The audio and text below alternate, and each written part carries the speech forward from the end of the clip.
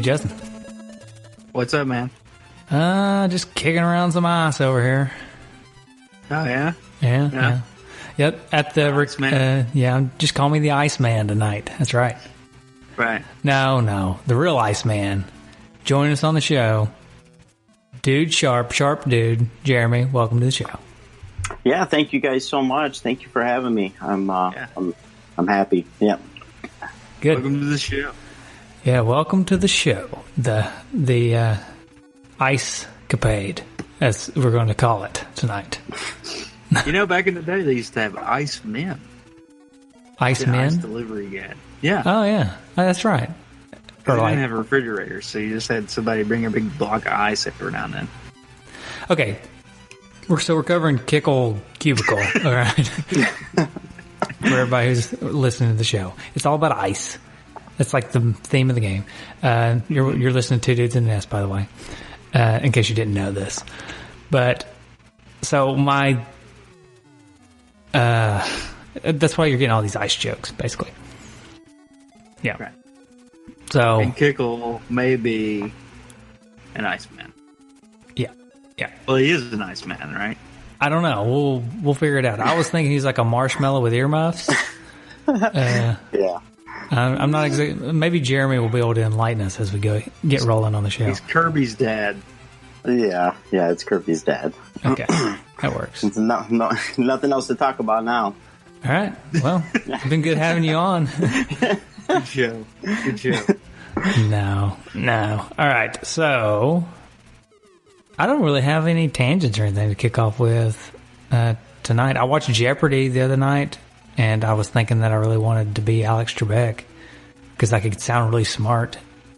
Yeah, he gets all the answers, and then he gets prepped on like how to pronounce them, and if they don't pronounce them right, he's kind of a jerk about it too.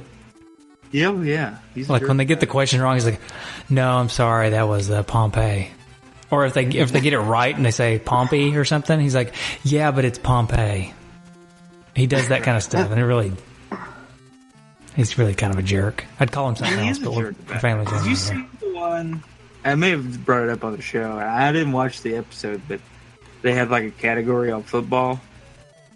And it was not. Yeah. It was not like anything extraordinarily tough about football. Like it was basic questions, like about rules and certain teams that have won championships. It was kind of on Facebook a lot there a couple months ago, and they were like, they didn't get a single one through the whole category. That's awesome. So they just sit there. That would be me, though. I would go on and I would just freeze.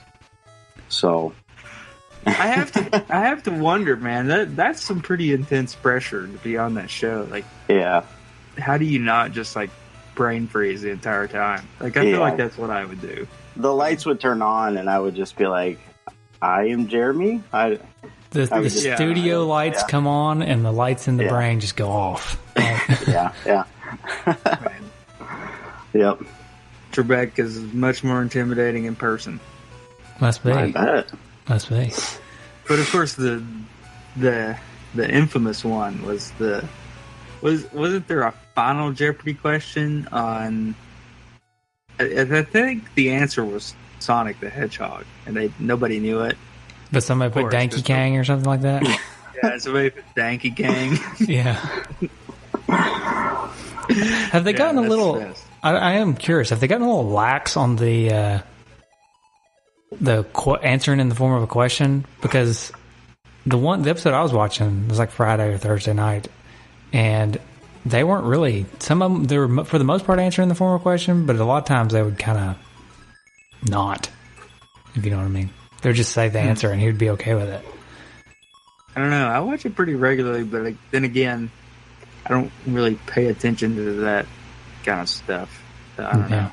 I don't know. Anyways. Usually, I can't hear it. Usually, kids are screaming and running around, and I'm just like reading the thing, trying to answer myself. You mean your kids don't just sit down and be all quiet while Jeopardy's on? I mean... No. I'm lucky if I get to watch Jeopardy. It's usually Octonauts or something.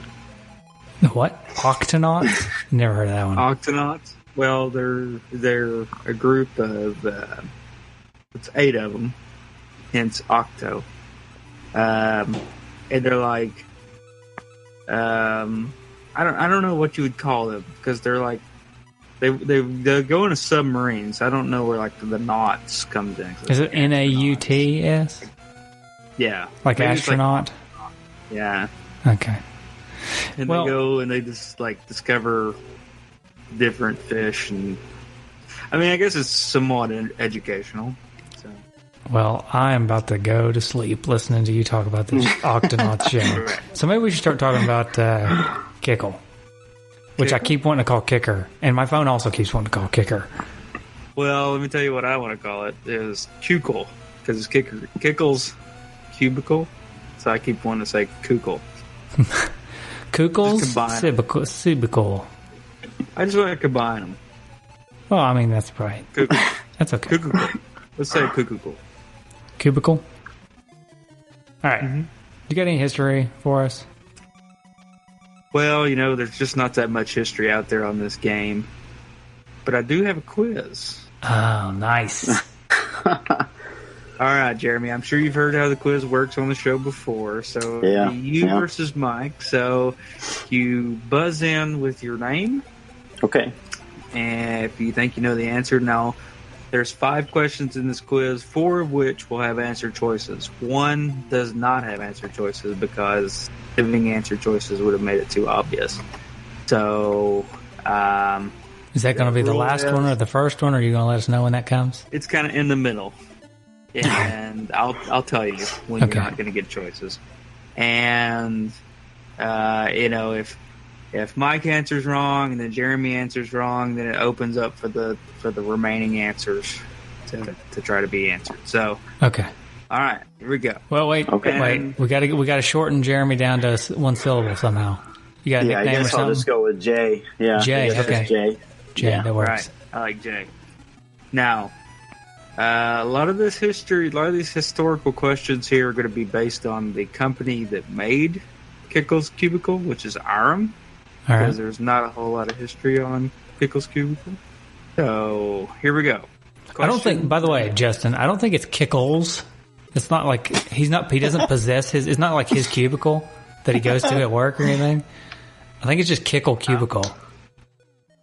Well, it just rolls up. It rolls off the tongue better. I get it. I just don't. I don't know. It's like either like giggles or tickles. I don't really know where to place it. So I just didn't want you to get a bunch of angry letters from the listeners. Well, I just thought this game was about Kickle who goes to work. Yeah, like a insurance salesman and hangs out in his cubicle. Hangs out in his cubicle. Great. All right, the train buzzer tells us it's time to start the quiz. All right. Train horn. All right. Question number 1. Aram, which made Kickle Cubicle, was formed from a company called IPM and was founded by Kenzo Sugimoto. He became president of Aram, but after poor sales was replaced. He then went on to form what video game company? Is it A, LJN? Is it B, Taito? C, Capcom? D, Konami? Or E, Electronic Arts? Mike? I feel like I want to say Taito. If you want to say Taito, it will be wrong. And then I don't want to say Taito. I'm just kidding. Jeremy? I'm just kidding. Was Taito D? Taito was B. Oh, okay. Let me go with E. E was Electronic Arts, which is also incorrect, so it opens it back up. So here's the choices again. A, LJN, C, Capcom, or D, Konami. Mike. Okay, first of all, I'm not picking LJN, even if it's the right answer, because I don't want it to be LJN, because I really like Kickle Cubicle, spoiler alert. So I'm going to pick Konami. Like, that can't be possible. That's not possible. That's incorrect. Yeah. That's incorrect. All right, Jeremy. Oh, boy. Well, between LJN. Yeah, I mean, I'm in the same boat. I'm going to Capcom. I can't imagine it would be LJN. It was Capcom. Okay. So they fired him, and he goes on to create one of the most successful video game companies ever. Wow. There Okay. you go. So just think, Irem could have had Mega Man. Could have. It serves him right. All right, now this is the question that does not have any answer choices. Okay. So IPM, so Sugimoto decided to change the name of the company from IPM to Irem to avoid confusion with what company? Mike. Which also sounded like IPM. Mike? IBM. It was IBM. Nice. All right, so we are tied 1-1 going into question 3. Question 3. Irem's last video game was made for what system? Was it A, Sega Dreamcast, B, Sega CD, C, Super Nintendo, D, Sony PlayStation, or E, Game Boy Advance? That's tough. Mike, I'll take a guess. Sony PlayStation. Okay. It was Sony PlayStation. Good guess. Nice. Yeah, it's a good guess. Wow. Okay, so Mike's up 2-1 going into question 4. So this game, Kickle Cubicle, was ported to the NES in 1990, released in Japan first, of course, and then to America and then Europe. When was it released for the arcade? Jay. Go, Jay. 1988. There we go, man. He didn't even need the answer choices on that. No, he knows it. No. So now he just made it an interesting game going into question 5. Yeah. The last question. Which of the following is a major difference between the Japanese version and the American version? The language. But that's not an answer choice. Okay, sorry. A, increased number of cutscenes. B, increased number of levels. C, increased number of bosses. Or D, increased number of enemies in the levels. Jay. Enemies. That is correct. And Jeremy takes the victory. Wow. Yeah. See, you didn't tell me, was it increased between Japanese to America or America to Japanese, so I didn't know, Oh, yeah, sure. It was kind of a trick question. Yeah. Yeah, a total trick question. How dare you? Those are tough though. I don't know a ton on Irem. Yeah. So usually I like to have more game-driven trivia, but there wasn't a whole lot of historical facts to be found on Kickle Cubicle for some reason. It's just a game that was made by Irem. It's that's a very simple history. Nothing fancy. Yeah. Right. So, Michael, did you have this game? Did you go on a big quest to find this game? Are you going to lie to us and just in case? I would like to know what Jeremy's quest for the card is first. That's good. How did he get the idea. card? yeah, it's funny. I don't remember exactly when you guys posted on Facebook about Nintendo Quest, the documentary. Yeah, that was a long time ago. It's like 4 years Yeah, ago. so I hop on Facebook one time. I see someone talking about it, and I'm like, I have to have whatever this movie is. So you guys give me some information on it. I buy it on iTunes. I watch it like 3 times in a row. I go into the local game store the next day, and I was all pumped up. I'm like, I want every Nintendo game you guys have. and then they tell me the total, and I'm like, okay, how much for Qbert? So I did buy a few games that day, and this was actually in the games that I bought. And I had not played it before, and so, yeah, I just... I didn't have any experience with it, but that's how I got it. Not that exciting, but it is kind of funny the way that I landed it because I was just so excited to get games. Yeah, no, I think that's a good story. It also leads me to say, Rob or Jay, if you're out there listening, we'll take our commission now, please. Yeah. That's right. No, just kidding. And also, whatever game store you went to, we'll take a piece of that pie, too. Yeah. No, okay. So my quest for the cart is, so I went to, I was on vacation in Iceland, believe it or not, which I thought it was going to be icy, and it wasn't. So I was really disappointed because I was really wanting some ice, right? You know what? That's disappointing because I know you've seen Mighty Ducks too, so you know that Iceland is not covered in ice.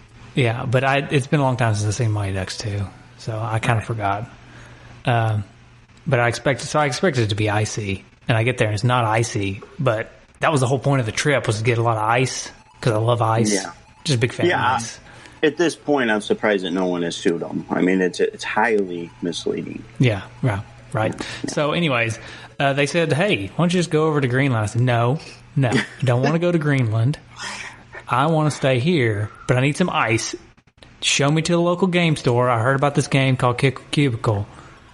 And they said, we don't know what this Kickle Cubicle is, but we know what Kickle's Cubicle is. Yeah. So I went. They showed me it was in fact an insurance agency, and they're like, "Hey, here's Kickle's Cubicle. He's not here today. Feel free to just kind of browse around." And lo and behold, in his cubicle was a copy of Kickle Cubicle. There you go. And so that's how I got it. And then I came back home and I played it. No, truth be told, I don't have a copy of this game. And between the wisdom teeth and the lizard interview and the Donkey Kong coverage, I did not have time to try to get a cart. And I don't even know how much the cart goes for, which I guess we'll talk about later in the show. But yeah. I just demo moded this one. You've got, of course, we know that you're talking about Lizard NES, but it would have been funny if you know. People had listened to that podcast. They're like, and the lizard, and they're like, the lizard interview, where you just had a lizard just like running around your house. The lizard incident that we had. Well, you know, I had that moment where I met this lizard and interviewed him, and it took up a lot of my time. Well, you were taking a lot of medicine from those wisdom teeth. Yeah. Asking some hard hitting questions to that lizard. So how do you stay warm, Mr. Lizard? He wouldn't stay still. I tried to grab him and all I got was his tail. All right. Let's talk about this game. So, to kick us off, I could talk about it using the manual. Oh. I have a digital copy of the manual. All right. Did you get the manual with the game, Jeremy, when you got it? Or did you just get the card? No, just a loose card. Okay. Have you seen the manual? It's very pretty. I have not. All right. So, Kickle Cubicle instruction booklet. It is, it's got some pretty good art on the cover. It's got, basically it's the cover art for the game, which the box art for this game is pretty good too, really. Right. It's got some hand-drawn stuff. All the people are very bubbly, and they're very balloony, all the characters in this game, and on the cover and stuff. But anyways, thank you for selecting Kickle Cubicle Game Pack for your Nintendo Entertainment System. The story... Also, wait. Okay. Back to that first page. Okay, Precaution. Sorry. This is a high precision game. Oh, yeah, I forgot about that. This is a high precision game. It should not be stored in places that are very hot or cold. It's because of that precision. Yeah. And do not take it apart. Right. And do not get it wet. It'll turn into a gremlin. Right. Okay. Move on. Actually, one other thing. I don't see this... I feel like I don't see this enough, but I remember Nintendo recommends against using a rear projection TV with your NES, as image retention may occur. So that's nice that they warn you, because I remember my dad freaking out every time I'd play NES on the TV at home. And he'd be like, "Don't play that very long; it'll stay on the screen." And it wasn't true necessarily, because we didn't have a rear projection TV. We had tube TVs at our house, so I don't think that was necessarily true. My grandmother had Tetris that was embedded into her screen. Oh yeah, when you turned it off, yeah. Huh. Yeah. What kind of TV did she have? It did happen.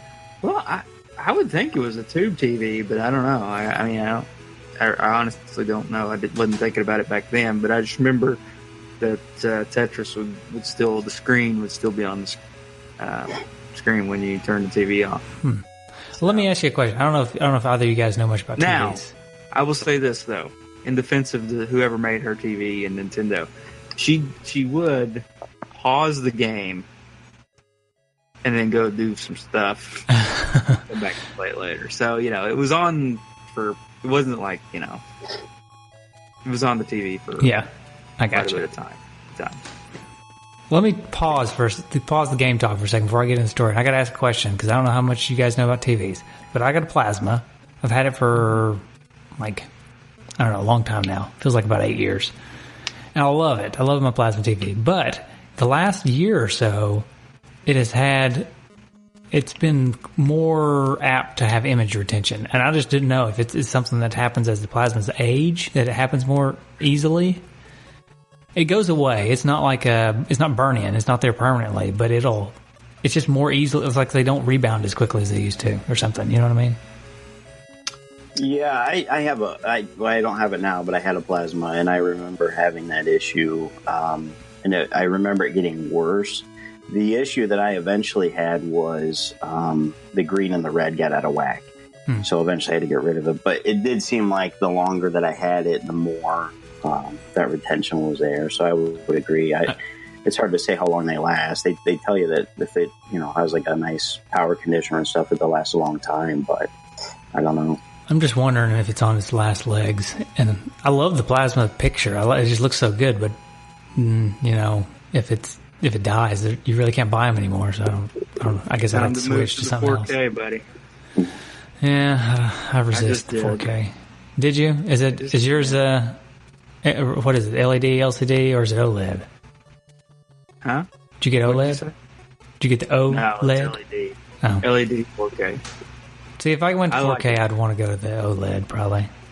Yeah, but I like mine a lot. You watch 4K things on it? Yeah, some maybe. Oh yeah, maybe as in no, not really. Yeah, I do. You're prepping for the future. Because you have to upgrade your subscription to Netflix if you want 4K. Oh, So I did, and I like it. is it worth it? Some would say no, but I would say yes. That was a big, long hesitation. Quite the pause. And that pause may not come through on the podcast because of truncated silence, but on our end, it's a pretty long pause. So I'm not upgrading to 4K. I'm not going to rush to upgrade to 4K. Hey, I'm a big fan. Okay. All right, back to the game. So the story. Help me, Kickle, a small voice cried. Okay, sorry. Help me, Kickle, a small voice cried. Help me.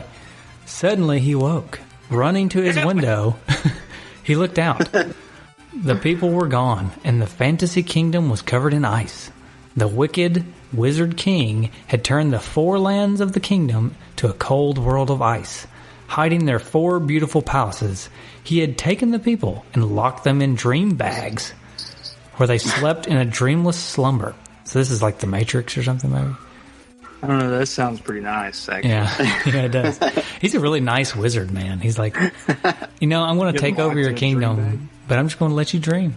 Just put you in a dream bag. Yeah. Only Kickle remained in the world of frost. He thought of the voice and knew that somewhere he had heard it before.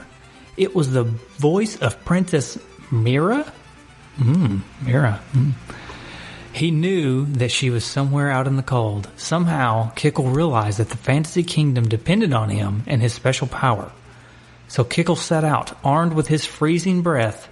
He would turn the invaders to ice, then turn them on their evil master, the wicked wizard king. Join this unlikely hero on his quest to rescue the kingdom from the most puzzling and petrifying predicament.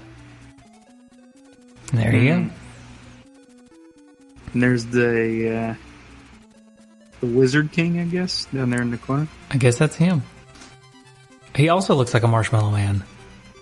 He does. He looks like a very happy person to be a bad guy. Yeah, he's got quite the smile. Yeah. Okay. Anyway. So we'll take a minute to describe how this game goes. Actually, anybody have an experience with this as their childhood? Any childhood memories? We normally talk about those, but I don't think anybody had any. No, it sounds weird too, but when I would see just the cart, the label, it was like so like clownish and weird that I just didn't have any interest in it. Oh yeah, I feel like I saw this game like at my rental store or something, and it just did not look like something I wanted to play at all. No. So yeah, I never did. I never did play it as a kid either. Okay, so let's describe kind of what this game is. Jeremy, you want to take it over and describe how this game works, sort of?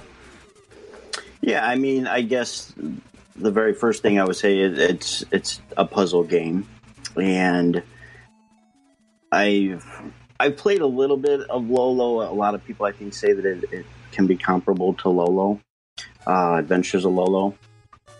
But yeah, there's 4 primary levels, or I should say lands, and you have to play the first land, obviously, to get to the next one.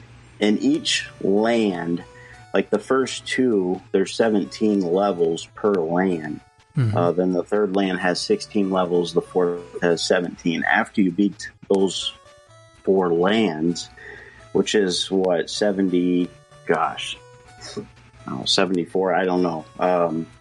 It's a lot of levels. Yeah, it's like 30 to 50, I don't know, somewhere in there. Yeah. We're all bad at math here, right? You'll do, so 34 and 33. But, so after you beat all of those levels, then you'll have a special 30 level that's opened up that's even harder. So it's a lot of levels. But yeah, basically a puzzle game. We're going to start the very first level trying to figure out how to retrieve 3 dream bags. So on every level, you'll see 3 dream bags somewhere on the map, the land. And you have to figure out how to get to those dream bags. In a lot of cases, they are on the other side of water. And so what you'll need to do is actually freeze the enemies and kick those enemies into the water or into an obstacle in order to make a bridge of some type so that you can get to those dream bags. So a lot of it is just thinking out, how am I going to get from A to B effectively? And there is a timer, so you are on a timer, and there are I didn't find a lot of cases where you could really get stuck to the point where you couldn't figure it out or couldn't beat it, but you can hit select and just terminate Kickle, which is mean, but it would start you would kill him and then you would start at that same level over. But that's basically it, a puzzle in every level, just trying to figure out how am I going to get to these dream bags. You're under a timer, and then obviously to not only trying to figure out the level hard or hard enough, then they include enemies on every single level, and then obviously the progression gets more difficult. And the enemies react differently to your freeze breath, too, which I thought was pretty interesting. So, like, your basic blue blobs, you can freeze them and kick them. Well, like the chickens, you can freeze them, and when you go to kick them, they fall apart. And I don't even know what to describe some of these people. There's like a little owl man or something, and you freeze him. If you go to kick him, he just unfreezes. Yeah. So all these different enemies do different things when they're frozen. And they do different things too. Yeah, like the bird will like bust your blocks, and then like the owl man just like gets in the way. He doesn't really do anything. Really, only the blue blobs is what you can turn into ice cubes and actually utilize. Yeah, the chicken man, what I found interesting on some of the early levels, and I didn't make it super far into this game. I made it past the first land and got into the second one a little bit. But what I thought was interesting is they utilize the chicken will run up and throw your blocks for you, right? Like if you make a block, he'll run up and kick it somewhere before you can get to it. Right. Well, they utilize that to make it so that, like, if you can't get across the water or something, but there's a chicken over there, there's a blob over there with him, if you freeze the blob over there where he is, he'll kick it towards you and like start making a bridge. Which I thought that was, I mean, there's cool little puzzle elements like that that are that are pretty interesting. Yeah, a lot of it's trial and error. You got to keep trying different things until you can either get some help from an enemy like that or actually figure it out. Some of them you look at and it takes kind of messing around with the level to figure it out. But you're right. There's 12 enemies total, and then there's what they call 2 hazards. So you have like cannons and but the 12 enemies, the primary one that you see in almost every level, those are called, I guess, noggles. But those noggles are what you can freeze. The other 11 and then the 2 hazards are just trying to kill Kickle, stop him from progressing. But yeah, it's most of the time what I would find is as soon as I actually figured it out, and like, oh my gosh, I seriously just sat here and wasted so much time. That was so simple. Well, that's the nature of a puzzle game, right? Yeah. Right. So the enemies, okay, they're in the manual, by the way, so I guess we could talk about them. So Noggles, we talked about him. He's the one you change to an ice cube and kick. He's just a little blue blob man. All right, there's Mr. Hoople, who tries to get in the way, and he's just like the little pink chicken man. I guess he's a chicken. I don't know what he is. Little bird. Sparky, he runs up to you and explodes. So like he'll run up and just explode, and that kills you.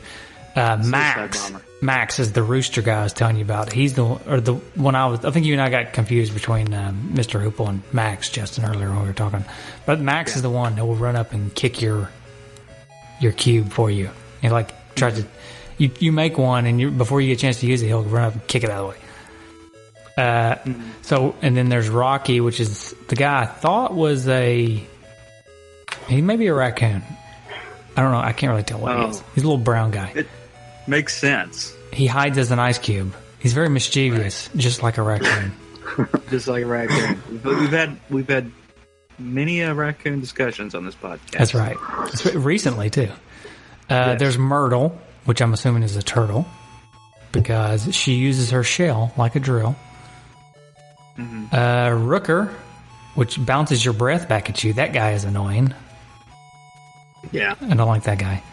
Bonkers rolls his beach ball at you. Shades tries to freeze you with his breath. Jerk. Yeah, really. Then there's the Equalizer, that's the cannons you were talking about. Jeremy fires the cannons. There's Spiny, which is a little green spinny thing that runs around the level and you can't freeze it. You just got to stay out of its way. Ninja Star. Yeah, it's like a ninja star.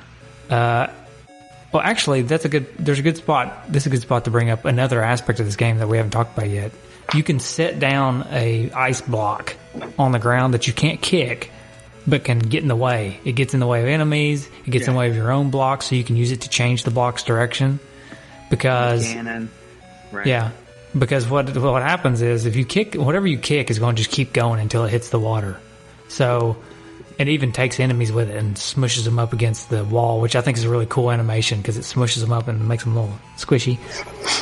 But so anything you kick goes all the way until it hits the water, unless you put down one of your pillars that you can put down with the other button. And when you put it down, you can kick something into it and then turn and kick it another direction, which is another little puzzle element that you can use to change things up a little bit. Yeah, I should have added that initially talking about gameplay. Those are ice pillars that you can create, and you want to redirect a lot of enemies a lot of times to stay out of your way.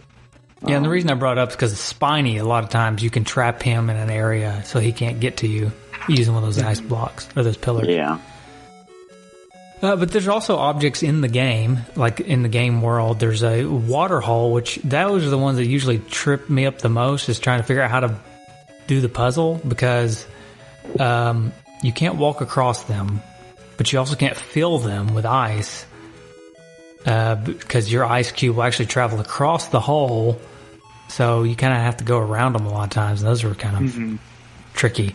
There's rocks they're just basically there. You can't do anything about them. They're just there. There's slippery ice, as it's called in the manual, but it's just a darker ice block that the little blob guys don't go on.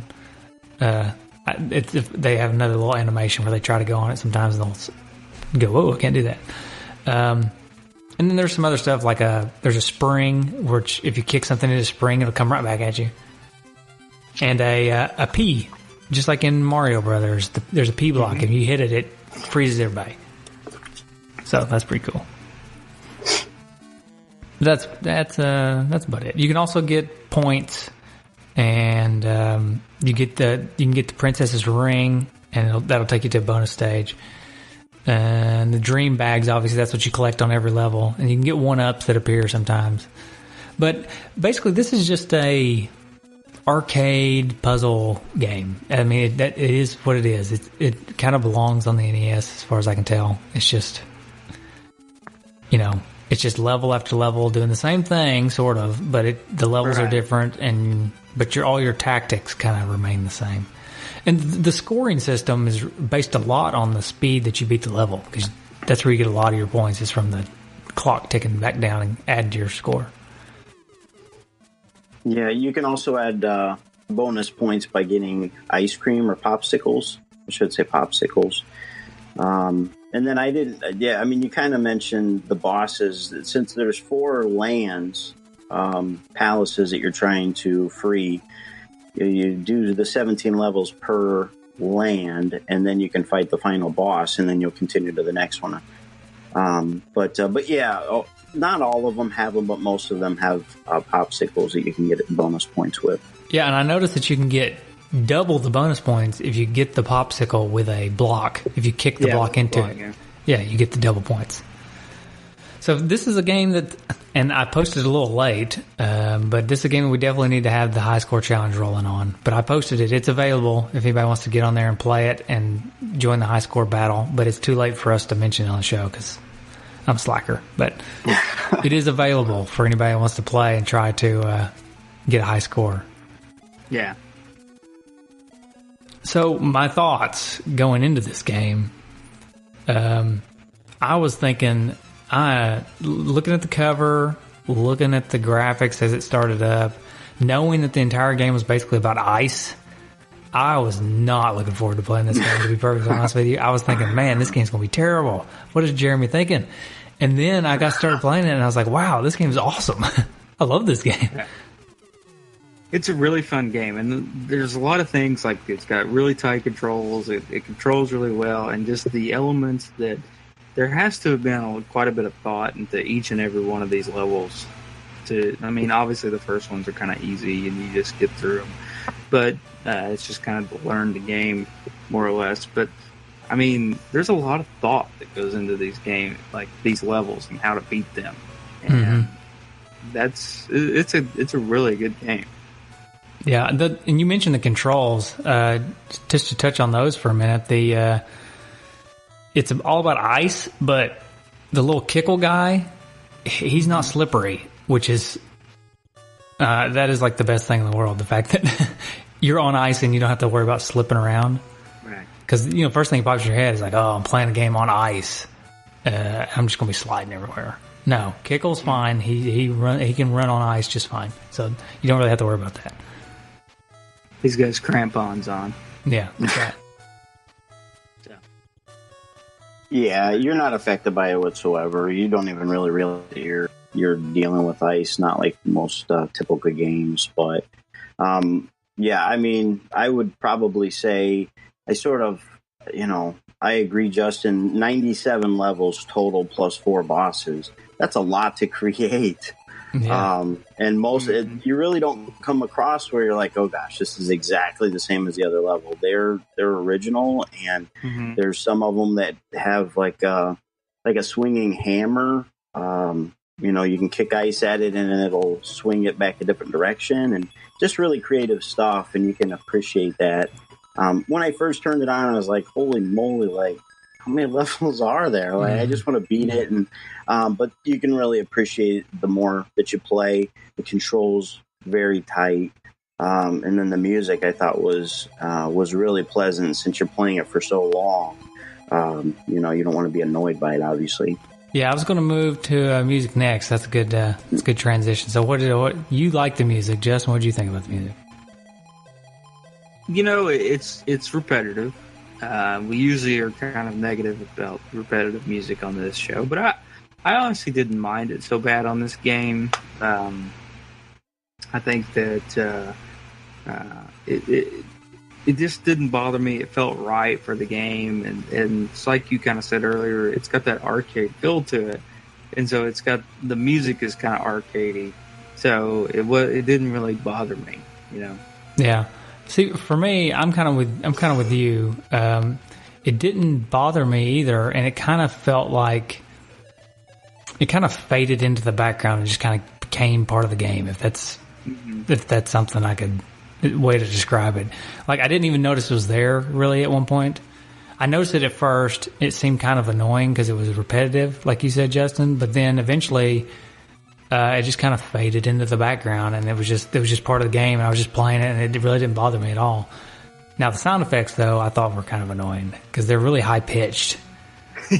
Right, like the dying and the coming back to life when the little hearts spin around and make Kickle come back to life. That was all really high pitched and almost like hurt my ears listening to it. Yeah, but I mean, it's not terrible. It's not so bad that it's not like I wanted to go vomit or something because you know what I mean. It was just enough though where I thought, okay, I really don't want to die because that's a really annoying sound. Yeah, when he dies and comes back, it's almost like it reminded me of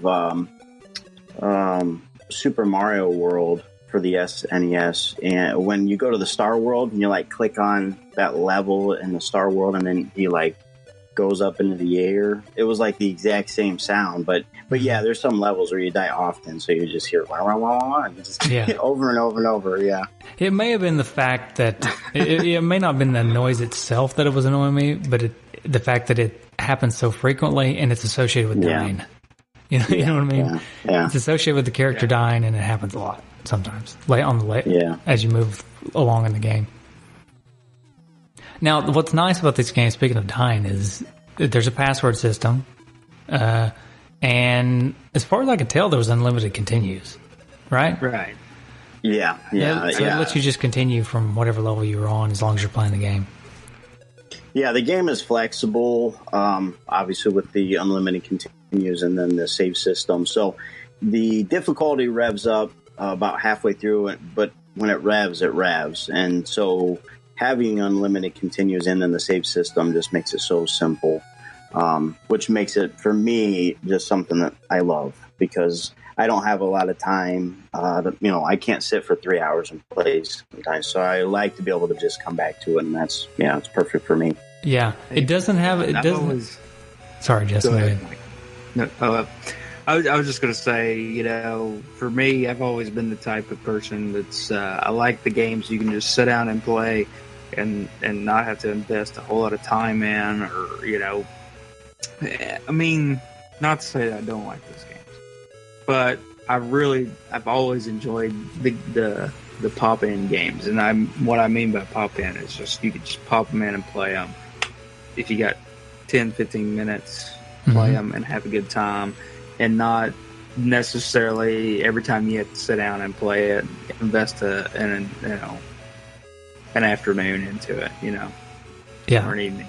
This is the perfect 15, 20-minute game because you can knock out 10 levels in 15 minutes, right? Because the levels are fast, until you can't figure out what to do. But as long as you're beating them, they're pretty quick, and it kind of encourages you to beat them quickly anyway. So this is a game that you pop in 10, 15 minutes at a time, have a good 10, 15 minutes, and then it doesn't have a saved battery, so you can't save the game, but you don't really need to. You just need to be able to go back to whatever level you're on, and then when you're done playing, you just write the password down. Or if you're playing demo mode, you just save state it or something, and then you just close it down, pop it back in. Next time you want another 10, 15 minutes of Kickle's Cubicle, and then there you go. And it's... Yeah. I'm sorry, go ahead. No, go ahead, Jeremy. I was just going to say the passwords are simple, too. They're only... they're two groups of 4 letters or numbers, so there's only 8 total. The only thing that would catch you if you were trying to do this game with points, a high score, that if you do try to use the saves, the passwords, you're not going to get that score back. Yeah, it does reset your score. It resets your score, and then if you collect 1-ups, then you won't get those 1-ups if you come back. I mean, that doesn't apply to me because I died too much anyway. But but if you really were good at this game and you're just trying to do a high score, it could catch you. Yeah, that's true. The passwords, basically all they're saving is what level you're on with the password. They don't save your score. They don't save your one ups. They don't save any of that stuff. So yeah, if you're going to do a high score run, you just want to start from the beginning and go as long as you can without dying. As far as I could tell, there's probably other little tricks. The tricks I figured out for high score stuff, because I was working on my high score since I knew I was going to be posting about for the high score challenge. Yeah. But the tricks I could figure out is kick as many blocks into ice pops as you can, and get the dream bags as quickly as possible, and then do that as long as you can until you die, and then that's your high score. That's what I can figure out. But yeah, all right. What about the graphics? What do you think about the graphics of this game? Justin, we'll start with you. Well, so I mean, they're pretty basic, really. I mean, there's a lot of colors which I like. But as far as like the sprites are pretty basic. It's a top-down game, and but at the same time, for a puzzle game, I think they're really good. Like I said, they utilize a lot of colors, and there's a lot of different enemies that are each very unique, that don't have a lot of kind of repeat kind of colors and things. So while the graphics are seemingly somewhat simple, I do like them, and I do appreciate them for a puzzle game, so I'll give them a thumbs up. Yeah, I agree. I think the use of color, I really like. I mean, because they throw a lot of color on there. Like you said, the game's pretty basic, but they do two things that I always like it when games do. They use a lot of color.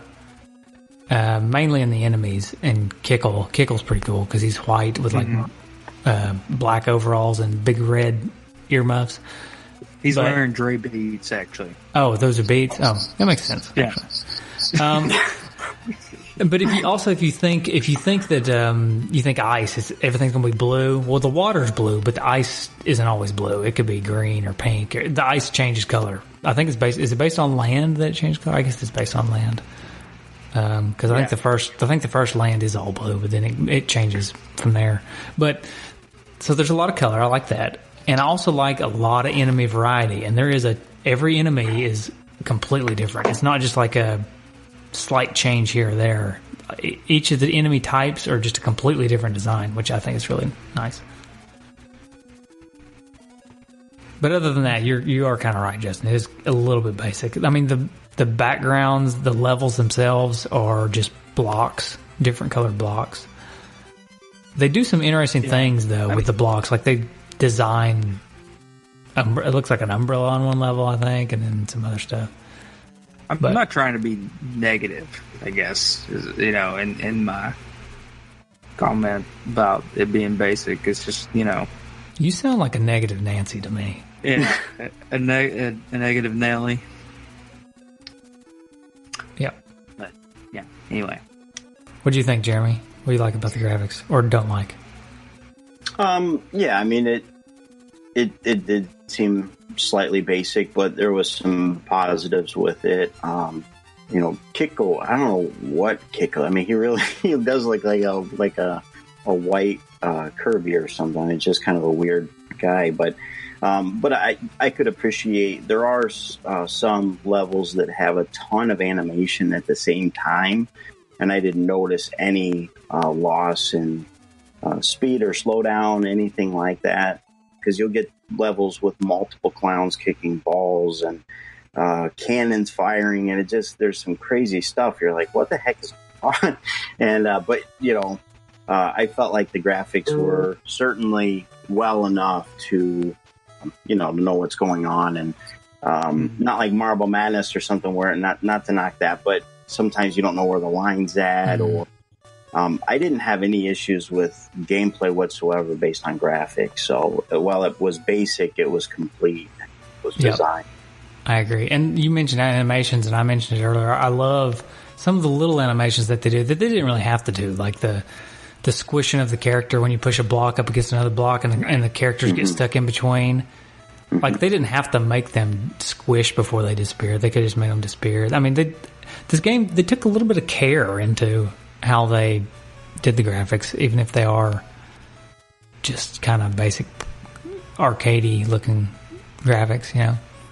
I mean, we'll just call it Capcom. I mean, let's just be honest. So... It does kind of, I mean, it does have a bit of, it does have the quality of a Capcom or a Konami game for sure. I don't know what else IRM has done. What other games did they do on the NES? Metal Storm is the only other one I'm really familiar with. Well, that's pretty. But that's it's pretty a pretty sick game, yeah. Yeah. So they may be pretty good little company for however long they were around. Well, I think their claim to fame is R-Type, which is an arcade game. But, okay, that's a beautiful game too. There's a lot going on that game. Mm-hmm. Yeah. Well, and they had longevity if they were still making games for the Sony PlayStation. I mean, so Yep. Yeah. Okay. Yeah.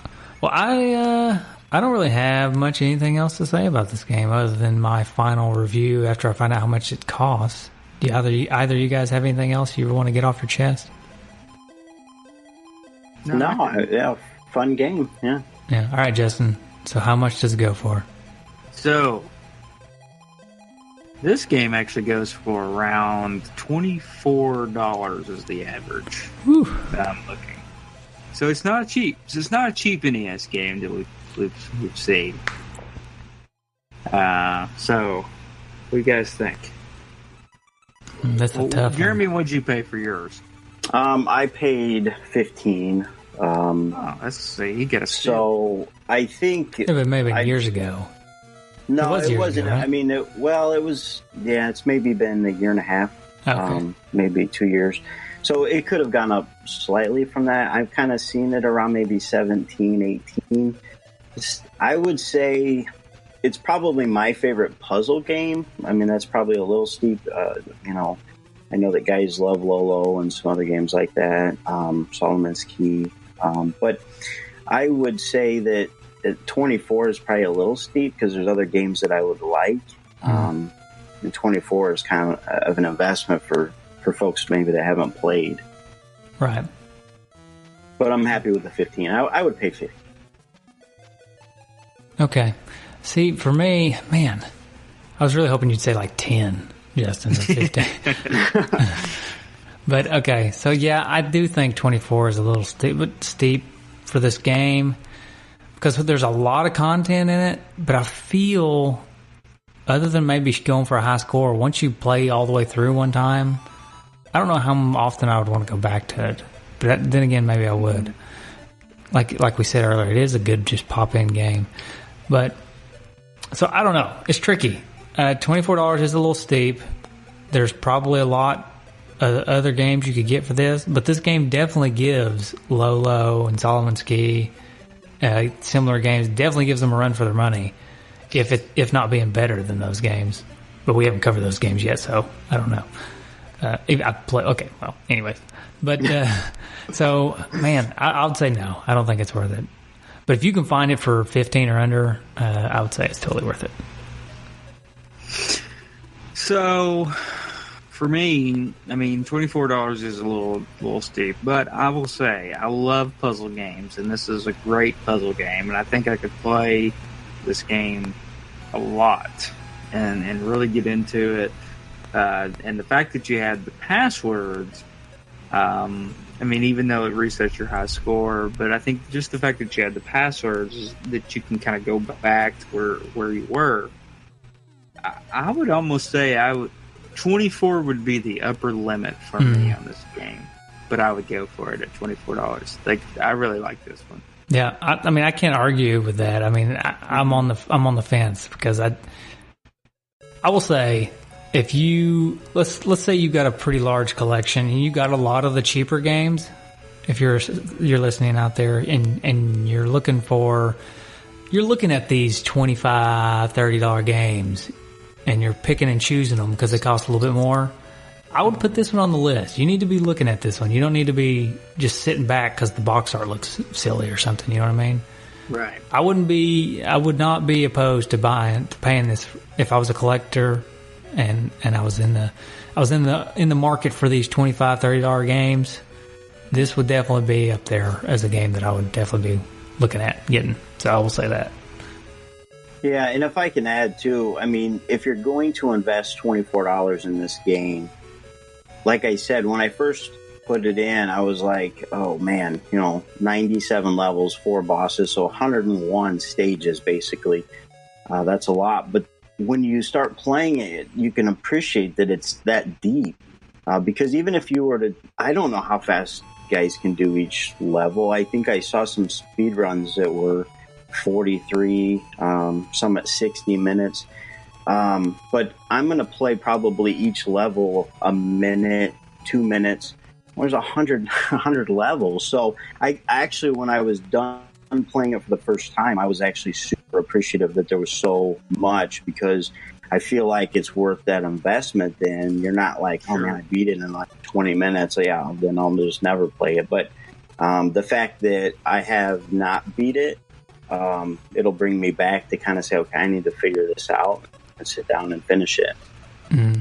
Yeah, no, I agree.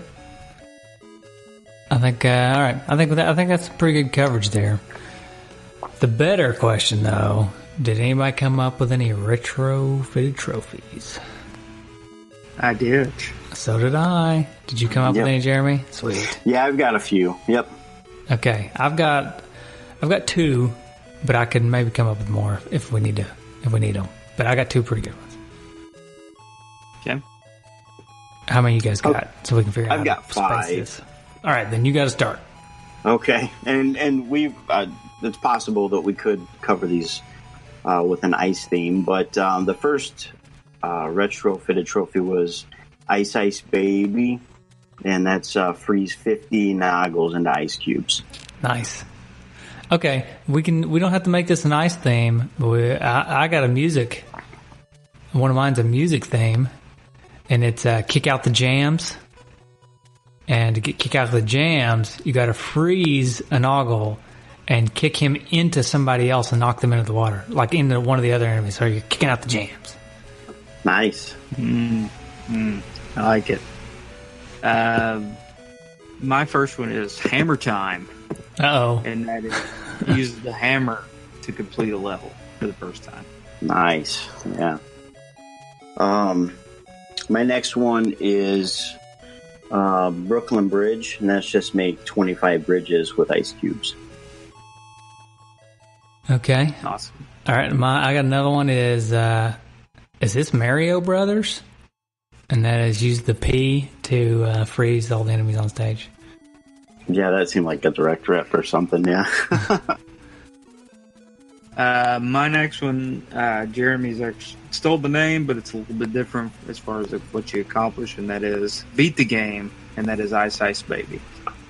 Nice. So yeah, I'm sticking with the Hammer Time, Ice Baby. Mm-hmm. I'm like, somebody's going to use Ice Baby, but I still had to go with it. So yeah, that's a good one. It's fair. My next one is Goonies reference. It's called Chunk, and that's collect 50 popsicles.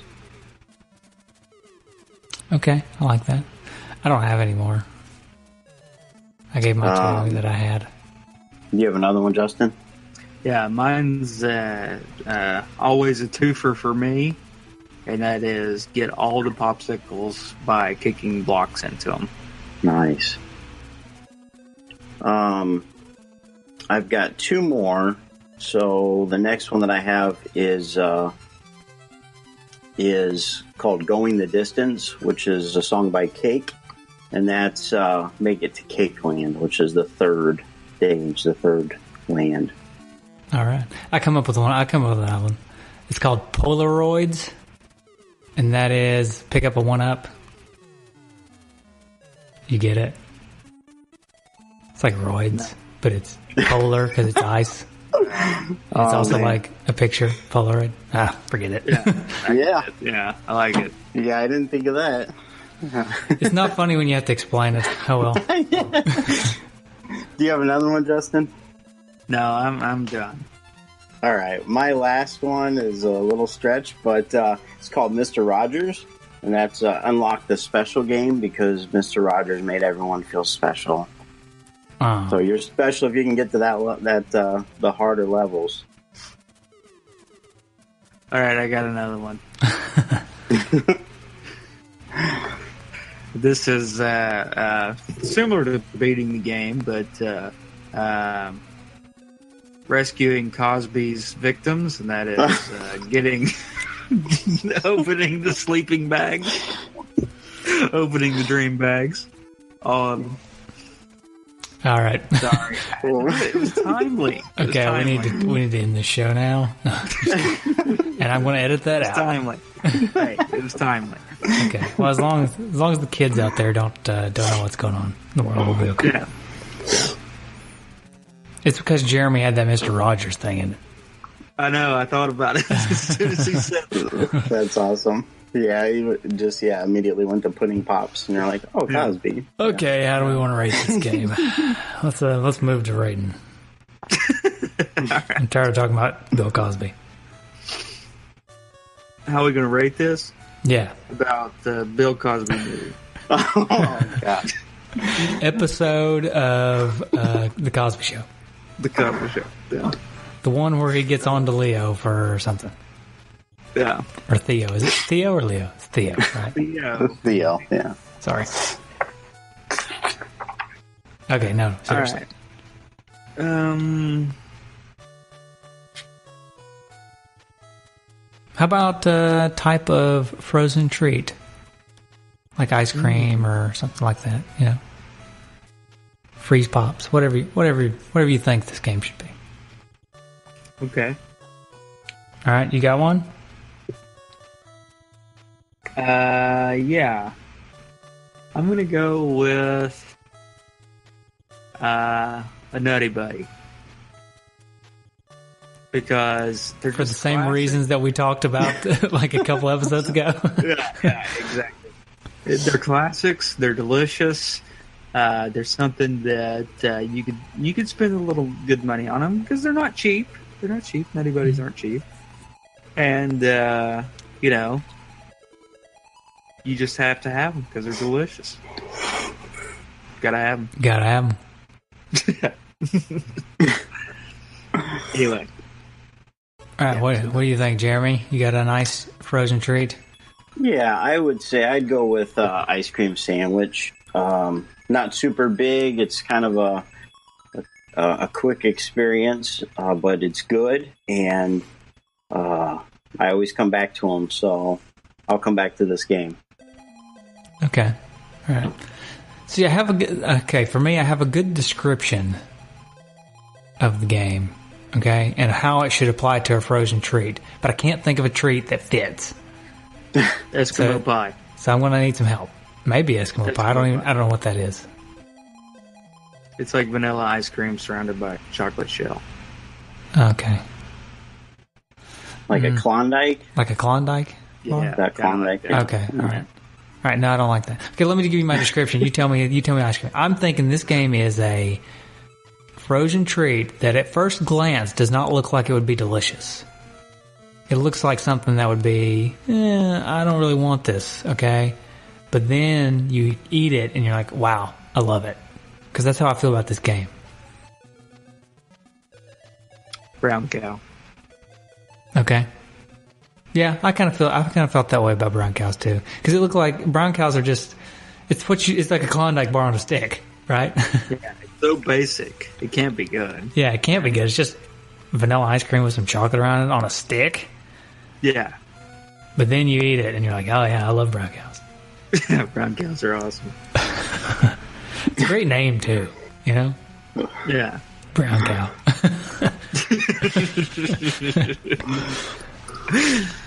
Oh boy. Speaking of which, I saw a tragedy the other day. Not pull a tangent here. On the road, I saw a bag that had fallen off of a truck, obviously, and it was busted open of sweet feed. Oh, Lost bag. a lost bag of sweet feed. There ain't nothing worse than that. The horses will be missing that. Waste. Oh, is it feed? Oh. Yeah, it's feed for horses. Okay. Sweet feed. They call it sweet feed because it's got it's like corn and stuff. It's got sweet taste and stuff in it. And molasses, yeah. Yeah. Well, that's a shame. Some horse is not going to get its sweet feed. I forgot. Yeah, Michael, you're like a big horse guy, right? Yeah, I know all about them withers. Yeah. He's a big horse guy. You know all the sweet feeds. Yeah, Right. I'm a big horse guy. You know. Actually, that's all I know about horses. I know that they eat sweet feed. I know they have withers. You can ride them. Did you guys know you could ride them? I did. Yeah, I've heard that. Yeah. I don't know. I really don't know a lot about horses. And in fact, I don't know if I've ever told this on the show, but I don't like horses, and horses don't like me. I've bet on them once and lost, so I really have no reason to like horses. So you don't like them either. Okay, so I lost one time betting on horses. Okay, every time I'm around a horse, they bite me. I don't know why, but they bite me. I don't know if you people out there listening knew that horses bite, but they do, and it hurts. Do you smell like sweet feed? Maybe. I don't know. No, not tonight. And the 2 or 3 times out of the 2, 3, 4 times I've rode a horse, I've been bucked off about half the time. And so they hate me, and therefore I hate them. Really? But so I don't really know what's going on. Yeah. But anyways, back to the show. We got any feedback? We do. We've got some Facebook feedback. If you're ready for that. I'm ready. All right. On Facebook, Nathan Sweeney says, I really enjoy this game. Great controls and interesting level design, which is something we didn't really talk about. The level designs are always in the shape of some kind of something, like a heart, an arrow. Yeah, I tried to bring that up, but I think it kind of fell by the wayside. Yeah. It reminds me. This game actually reminds me in a small way of Bubble Bobble. It does. It's definitely the same amount of levels. It's a completely different game, but it's kind of got a similar feel, like in design to me. I don't know. Yeah. Nate Glines says, love it. Mike Hall says, never played it, but interested to see what the two dudes think. I see clowns in it, though. I hate clowns. They're not really, I mean, they are, but they're not clowns. I don't know. They're not really clowns, and they're not really a huge part of the game, really. Just a bad guy, yeah. Chris Murray says, same, looks weird. Sean Boos says, that's one of my absolute favorite NES games. Gabe Van Gilder says, what dark corner in Nick DeMarco dungeon did you pull this from? I never even heard of it. And then Yon Ian Hook says, love it. Andrew Code says, I have never heard of this game. The cover and title do not fill me with optimism. Am I mistaken? And yes. Nate Glines says, as a reply, this is a fun puzzle game, a little like Lola. And that's actually it for the Facebook feedback. Okay, let's see if we got any. I want to look. Well, maybe I'm not. I was going to look on the page or Twitter or anything like that, you know. I should really pull this stuff up beforehand, but who wants to do that? It makes for great pod. Yeah, it really does. In fact, we've even had a comment or two come in and say, hey, I love it when you guys just go searching for things on the internet or right. Spend 20 minutes not talking about the game. We just love it. And I say, well, we do it for you, my friend. We do it for you. So there's one comment on the Facebook page, which is also Nathan Sweeney. So it may be the same comment. Again. I really enjoy this game. Great controls and interesting level design. I think it's the exact same. Okay. Well, we got one on Google Plus. Is it Ryan Ballard? It's not. Oh, what? It's Benson Lott, a new Google Plus person, maybe. Ooh, yeah. Benson says, I remember this as a game that I avoided renting for years because it looked so lame. When I finally did, I really enjoyed it and rented it multiple times more. Nice. I agree. I wish I would have rented it, you know? Because I feel the same way. If I would have actually just bit the bullet and rented it one time, I would have loved it and rented it several times. But alas, I did not. All right, we got one voicemail. We just have one. From Nick Stevens? I don't know. Let's see.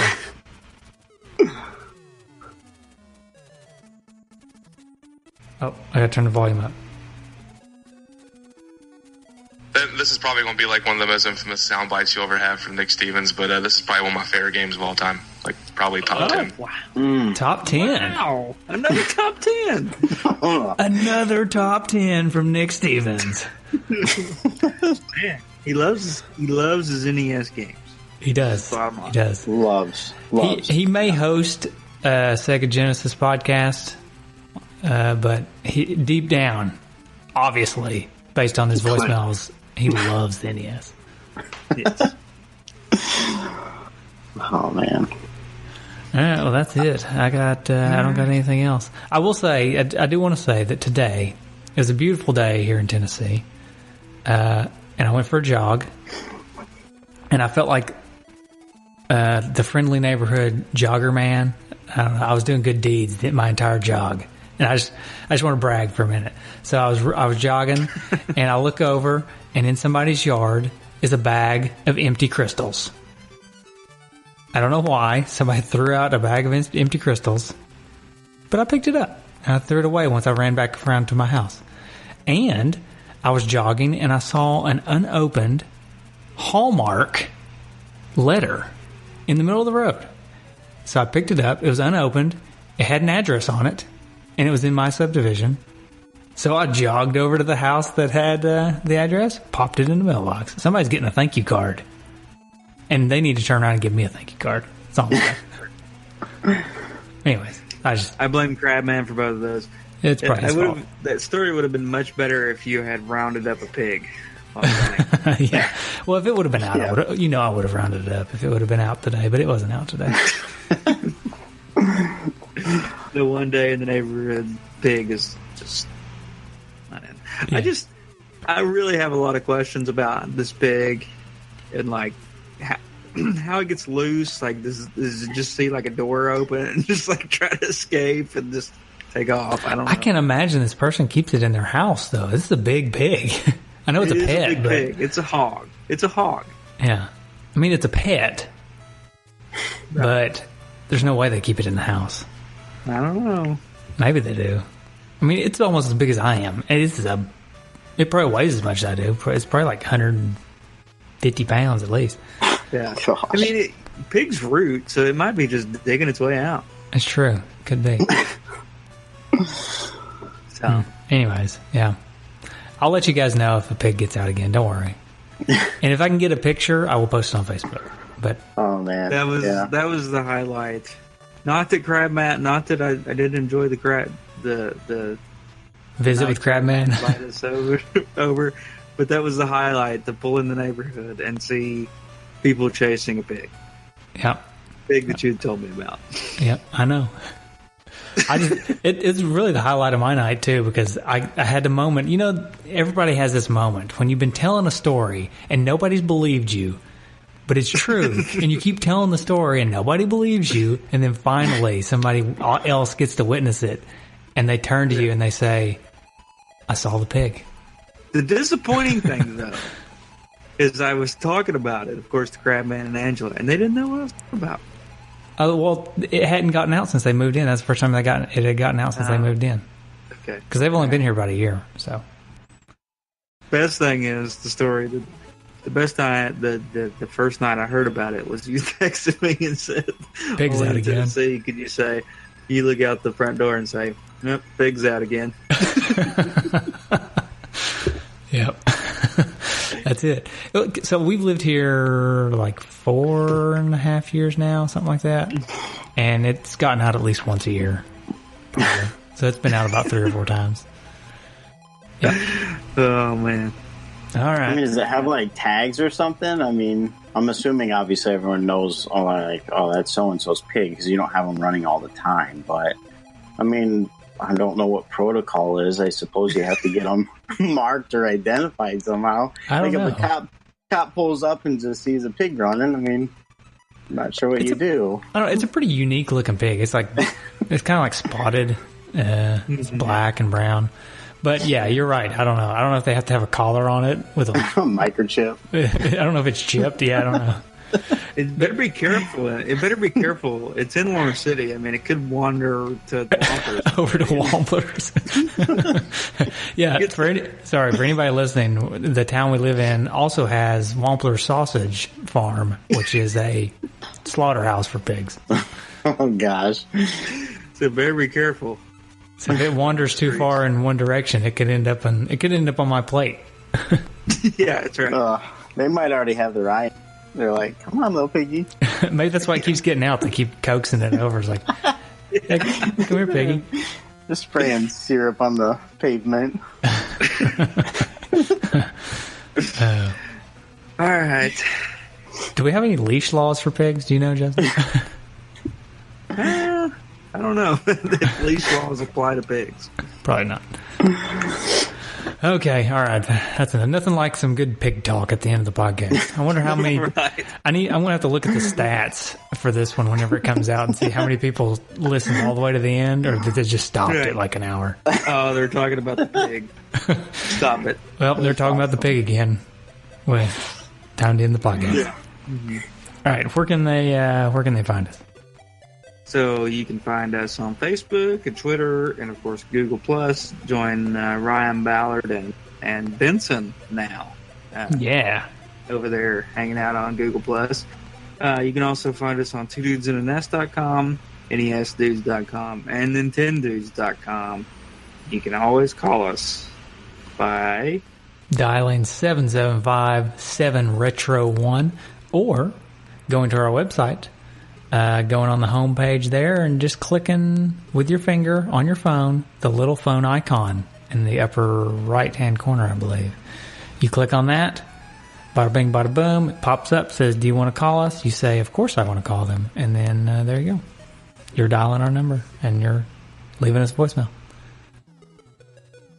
All right. So, shout-outs. Shout out to the Wee Dude, or Wee Guy, as he's called on YouTube. His name is Wee Guy on YouTube, by the way. If you want to go listen to stereo mixed NES tunes, go to the Wee Guy look up the Wee Guy on YouTube. You can listen to those there. He does pretty much every game.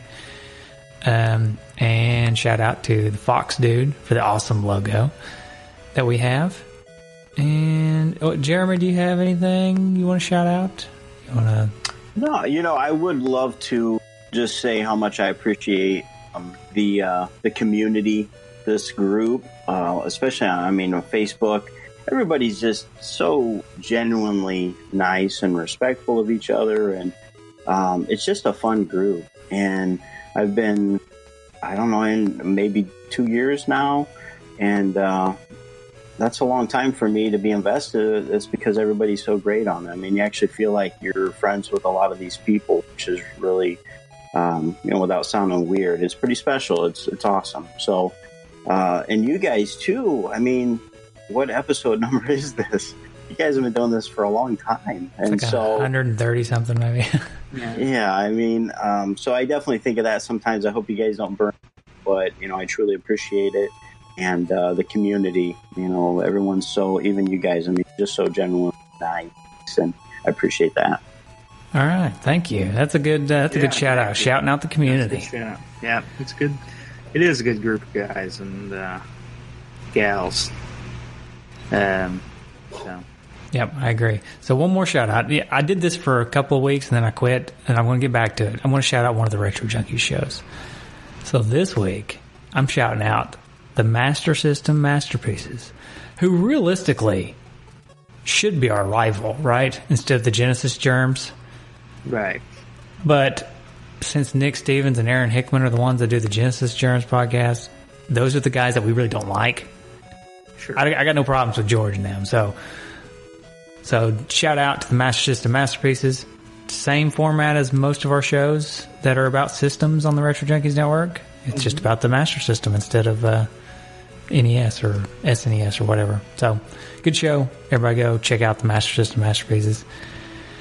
And I would also like to shout ourselves out lastly at the very end of the podcast. But we got during the month of April, I feel like we've done a pretty cool thing with the Lizard and getting Brad to come on and talk to us as a developer, which you should have already heard that episode. And we did a Patreon episode with Steve Michael, and it was a good combo. They came out around the same time. And if you're confused, it's because this episode's not coming out for like a month. So, because we still got Donkey Kong and then this episode. So, people listening, well, we're trying to go in order. But anyways, I just threw open the curtain there. But so I think the Lizard thing is really cool. So, if you want to hear more than just the interview, and you're not a donor on Patreon, then check us out on Patreon. I don't know why I always do that. I think I just want to sound like an idiot. Donator. That's also what I call the thing I dip in my coffee in the mornings. I'd like a cup of coffee and a donator, please. All right. I think that's probably it. I think we can be done now. All right. So here comes the music for the next game. Thanks, Jeremy, for coming on. Yeah. Thank really you, guys. Filled thank in you nicely. So much. Thank you so much. And catch y'all later. Bye. Bye.